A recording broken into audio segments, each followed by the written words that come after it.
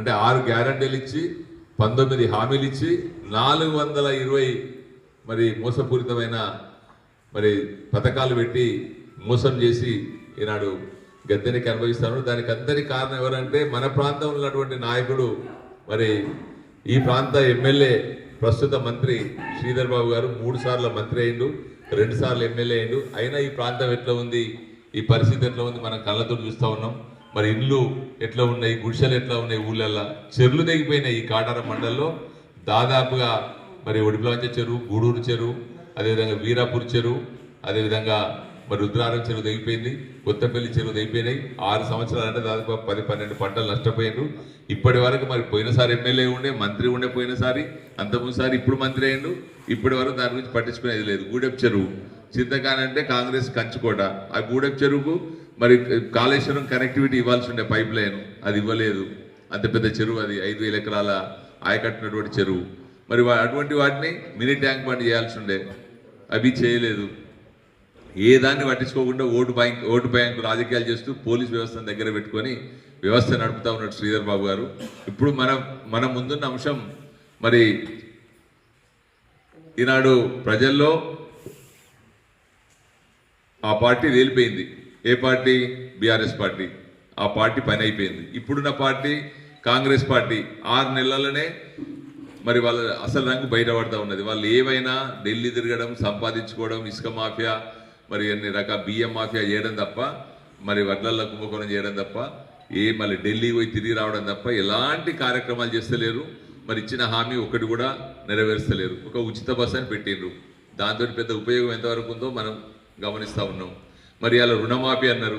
రుణమాఫీ విషయం లోపల కనీసం 25% కూడా న్యాయం జరుగుతలేదు. ₹1,00,000 వరకు. ఆ రోజు ఏమన్నాడు ఎలక్షన్ల ముందు? నేను గెలిచిన తర్వాత డిసెంబర్ 9వ తారీఖు నాడు మా సోనియా గాంధీ పుట్టినరోజు నేను కానుక ఇస్తా అన్నాడు.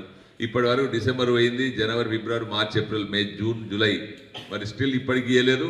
ఇప్పటికి ఇవ్వకుండా కూడా ₹1,00,000 మాఫీ మొదటిసారి చేస్తారట. అందులో కూడా 100 రకాల మరి కొర్రీలు పెట్టిండు. ఇన్కమ్ ట్యాక్స్ అంటాడు, రేషన్ కార్డు అంటాడు. మరి రేషన్ కార్డు కూడా ఏమన్నారు వీళ్ళు ఎలక్షన్ ముందు? వాళ్ళు ఇస్తలేరు రేషన్ కార్డులు, 19 లక్షల రేషన్ కార్డులు పెండింగ్ ఉన్నాయి, మా ప్రభుత్వం వస్తే ఇమీడియట్గా ఇస్తా అన్నారు. ఇప్పటికి లేదు, దానికి లింక్ పెడతా ఉన్నారు. ఇట్లా ఏదో ఒక కొర్రీ పెట్టి ఇచ్చినమని పిచ్చుకునే ఉద్దేశం కొద్దీ మరి ఒక 25% రూపాయల పావుల మంది వస్తూ ఉన్నది. ఇంకా 30,000 మందికి అన్యాయం జరుగుతూ ఉన్నది. మరి ఆ రకంగా ప్రజల వ్యతిరేకత స్టార్ట్ అయింది. మరి పెన్షన్ కూడా డబుల్ చేస్తా అన్నారు. 2004 4,000, 4,004 6,000 చేస్తా అన్నారు, అది కూడా ఇవ్వలేదు. మరి మహిళలకు 2,500 ఇస్తా అన్నారు, నెల ఇస్తా అన్నారు, ఇవ్వలేదు. అదే కాకుండా మరి ఏ మహిళ సోదరిమణి 12వ తరగతి చదివితే, ఇంటర్మీడియట్ చదివితే వాళ్ళకు ఎలక్ట్రికల్ స్కూటీలు ఇస్తా అన్నారు, వాళ్ళకి ఇవ్వలేదు. మరి ముఖ్యంగా రైతులకి బోనస్ ఇస్తా అన్నాడు. క్వింటల్కు 2 పంటలు అయిపోయినాయి. అంటే దాదాపు ఒక రైతు యావరేజ్లో 30-40 వేల రూపాయలు నష్టపోయిండు. ఒక రైతు 20 క్వింటాలు ఒక పంటకు పడితే 10,000 రూపాయలు వచ్చేది, క్వింటల్కి 500 బోనస్ ఇస్తే.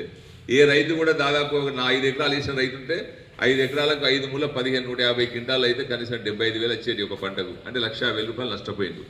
ఈ రకంగా ఎవరి స్థాయిలో వాళ్ళు, ఒక రైతు 20,000, ఒక రైతు 30,000, 40,000 రూపాయలు ఇప్పటికి నష్టపోయిండ్రు. మరి పెన్షన్ కూడా 6 నెలలు 7 నెలలు అవుతా ఉన్నది. 2,000 నష్టపోయిందంటే ఒకరు 14,000-15,000 రూపాయలను ఉంచారు. మరి ఇదంటే కారణం ఎవరు? దీనికి శ్రీధర్ బాబే కారణం. ఈ మేనిఫెస్టో కమిటీకి చైర్మన్ ఎవరు?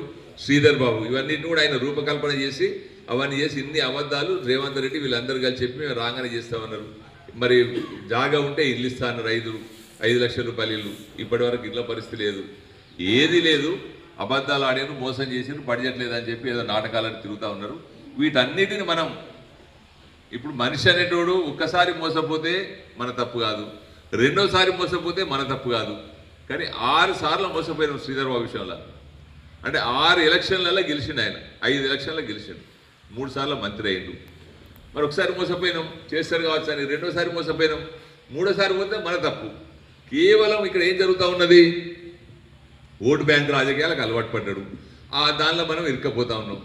ఓటు రాగానే 1,000 రూపాయలు, 500 ఒకసారి, 1000 ఒకసారి ఇస్తూ ఉన్నాడు. మహిళా సోదరు వాళ్ళకి 500 ఇస్తూ ఉన్నాడు.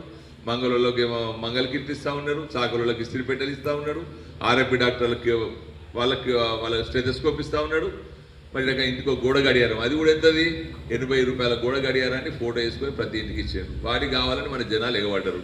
దానిలో సెల్ వేసుకోవాలంటే 50 రూపాయలు కావాలి. అంటే ఎంత మళ్ళీ పిసోలు చేస్తామని చూడు. చేసి 6 సార్లు ఇప్పటి వరకు మరి ఆయన ఎలక్షన్లో గెలిచిండు. మరి ఇప్పటి